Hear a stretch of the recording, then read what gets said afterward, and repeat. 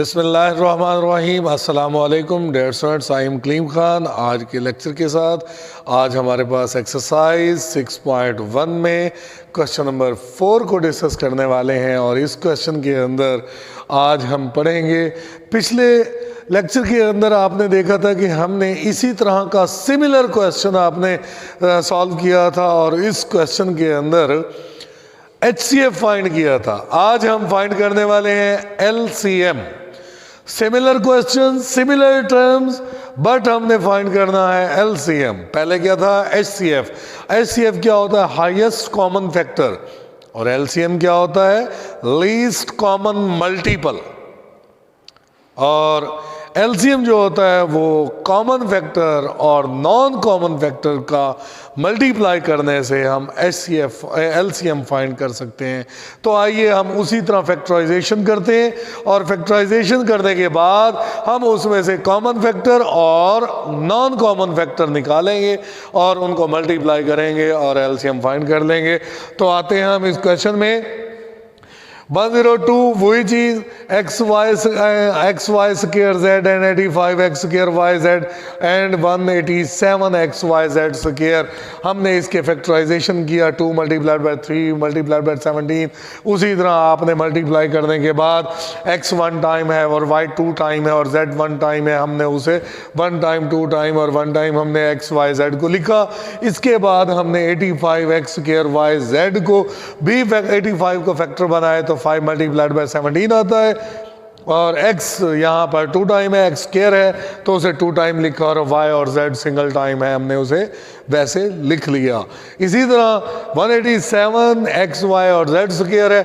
187 को मल्टीप्लाई करें तो 11 मल्टीप्लाइड बाय 17 होता है, जो कि 187 बाकी कोई भी नंबर इसे डिवाइड नहीं कर सकता सिवाय 1 के। तो इसी तरह 11 मल्टीप्लाइड बाय 17, x और y सिंगल टाइम है और z हमारा क्या है? 2 टाइम है। तो हम क्या करेंगे, इस तरह फैक्टराइजेशन बनाने के बाद हम बनाएंगे यहाँ पर CF। CF क्या होता है? कॉमन फैक्टर, जो कि मैंने प्रीवियस क्वेश्चन के अंदर कॉमन फैक्टर पूरा लिखा था। तो आप यहाँ पर CF यानी कि कॉमन फैक्टर इस तरीके से भी लिख सकते हैं। तो यहाँ पर कॉमन क्या है? 17 कॉमन है और 17 कॉमन होने के साथ साथ x भी कॉमन है और y भी कॉमन है और इसी तरह z भी कॉमन है। तो ये तो हो गए कॉमन फैक्टर्स।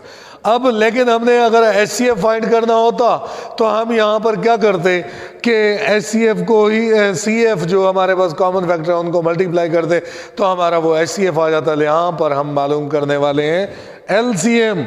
और LCM में क्या होता है कि हम नॉन कॉमन फैक्टर भी मालूम करते हैं। तो यहाँ पर नॉन कॉमन फैक्टर कौन से हो गए? 2 और 3 और इधर y, 5 और x और इधर 11 और z। तो हमारे पास ये नॉन कॉमन फैक्टर हैं 2 मल्टीप्लाइड बाय 3 मल्टीप्लाइड बाय 5 और इसी तरह x, y और z। जो बाकी बच जाते हैं कॉमन फैक्टर के अलावा वो हमारे नॉन कॉमन फैक्टर होते हैं। तो अब कॉमन फैक्टर और नॉन कॉमन फैक्टर को मल्टीप्लाई करने से हमें क्या मिलेगा? LCM मिलेगा। और LCM हमारे पास ये इन दोनों को कॉमन फैक्टर ये आ गए, नॉन कॉमन फैक्टर हमारे पास ये है और इन दोनों को मल्टीप्लाई करें तो क्या आता है? 15610 और इसी तरह x और x स्क्वायर, y और y स्क्वायर और z स्क्वायर आता है।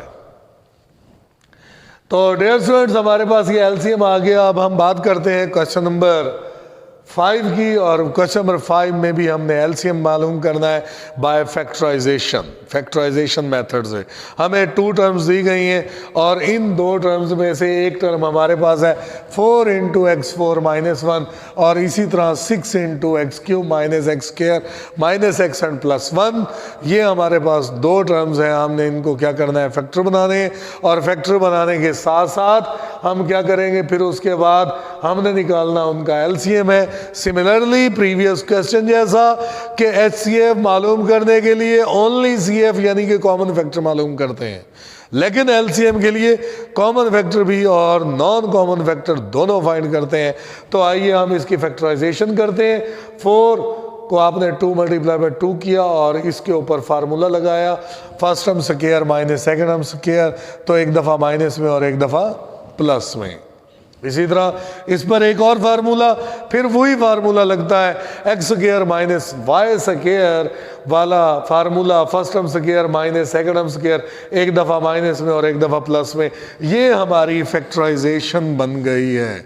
और इस फैक्टराइजेशन के मुताबिक हमने क्या करना है कि नाउ अब हमने दूसरी फैक्टराइजेशन लेनी है और दूसरी फैक्टराइजेशन में 2 मल्टीप्लाइड बाय 3 करें, लेकिन ये बहुत बड़ी टर्म है तो इसको क्या करें, पेयर बना लें और दो दो का पेयर बना के कॉमन लें और शायद हमें जो है ना फैक्टराइजेशन मिल जाए। तो मैंने इनका पेयर बना के कॉमन लिया, इन दोनों में से एक्स स्क्वायर कॉमन लिया तो एक्स बचा और यहाँ पर 1 बचा -1, और यहाँ पर -1 कॉमन लिया तो एक्स -1 बच गया। तो ये हमारे पास अंदर ब्रैकेट के अंदर जो टर्म्स लिखी हुई हैं x -1, वो दोनों क्या है, सिमिलर हैं। और सिमिलर होने की वजह से इन दोनों में से फिर हम कॉमन ले लेंगे और ये एक्स स्क्वायर -1 आ गया। तो फिर इसको हम फिर खोलेंगे मज़ीद, एक्स स्क्वायर -1 को आप जब खोलेंगे तो हमारे पास एक दफ़ा माइनस में और एक दफ़ा प्लस में आ जाएगा। तो दैट्स व्हाट सिमिलरली आपने प्रीवियस फैक्टराइजेशन की तरह इसको भी आपने फैक्टर बना लिए। अब फैक्टर बनाने के बाद आपने इन दोनों में से कॉमन फैक्टर लेने हैं और कॉमन फैक्टर हमारे पास क्या है, यहाँ पर देखें 2 और यहाँ पर देखें 2, ये हमारा कॉमन फैक्टर आ गया। यहाँ पर देखें x -1 x +1, यहाँ पर देखें x -1 और x +1, यानी कि ये हमारे हो गए कॉमन फैक्टर। इसी तरह हमने नॉन कॉमन फैक्टर भी बनाने हैं और नॉन कॉमन फैक्टर हमारे पास क्या है, वो जो बाकी बचेंगे, इधर से 2 बच गया, इधर से 3 बच गया और इस साइड से x स्क्वायर +1 आ गया और इस साइड से हमारे पास क्या आ गया, x -1 बच गया।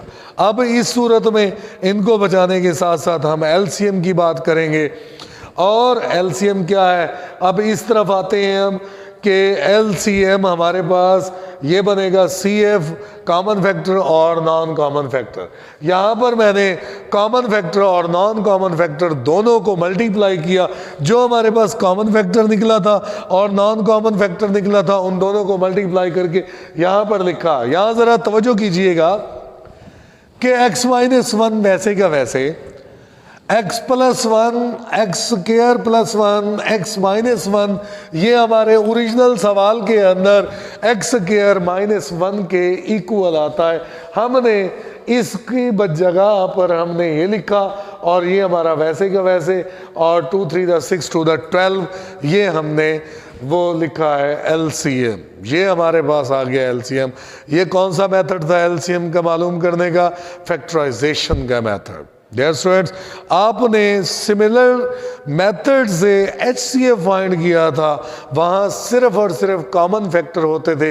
यहाँ पर कॉमन फैक्टर के साथ साथ नॉन कॉमन फैक्टर भी हमने मल्टीप्लाई किए, common factor multiplied by non common factor, तो हमारा वो LCM आ जाता है।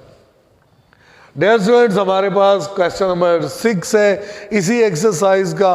उसमें ये सवाल मैं आपको पढ़ के बताता हूँ, find the for what value of k की वैल्यू फाइंड करें। x +4 इज द HCF, ये हमारे पास क्या है, HCF है। ऑफ इसका HCF है और इसका HCF है, मतलब कहने का इन दो टर्म्स का HCF क्या है, x +4 है। यानी कि हम इसे लेट करते हैं, ये P ऑफ x कह दें, इसको लेट करके इसे Q ऑफ x कह दें और उसने हमें HCF दे दिया। और आपको ये भी बताता चलूं कि P ऑफ x हो या Q ऑफ x हो, किसी भी टर्म का, दो टर्म्स का HCF वो होता है जो P ऑफ x को भी और Q ऑफ x को भी दोनों को डिवाइड कर सकता है, पूरा पूरा डिवाइड कर सकता है। यानी कि वो पी ऑफ एक्स और क्यू ऑफ एक्स दोनों का डिविजिबल होता है। इसका मतलब है एचसीएफ वो टर्म होती है जो पी ऑफ एक्स को भी पूरा पूरा डिवाइड कर सकती है और क्यू ऑफ एक्स को भी पूरा पूरा डिवाइड कर सकती है। अब हमने तो वैल्यू ऑफ के फाइंड करनी है, तो हमारी मर्जी कि हम क्यू ऑफ एक्स पर डिवाइड करें या पी ऑफ एक्स पर डिवाइड करें। तो मैंने यहाँ पर पी ऑफ एक्स पर डिवाइड किया है, तो पी ऑफ एक्स को डिवाइड करें या क्यू ऑफ एक्स को डिवाइड करें, एचसीएफ दोनों का होता है। तो मैंने यहाँ पर पी ऑफ एक्स से डिवाइड किया, P of x divided by HCF. P of x को मैंने यहाँ पर खोल के लिखा है और एचसीएफ हमारे पास x+4 है। इन दोनों को डिवाइड किया और डिवाइड करने के बाद यहाँ पर हमारे पास एक टर्म आ गई, क्या, -2k + 10। यहां तो रिमाइंडर बच गया, पूरा पूरा तो डिवाइड नहीं हुआ। और एचसीएफ उसने खुद कहा है कि ये उसका एचसीएफ है।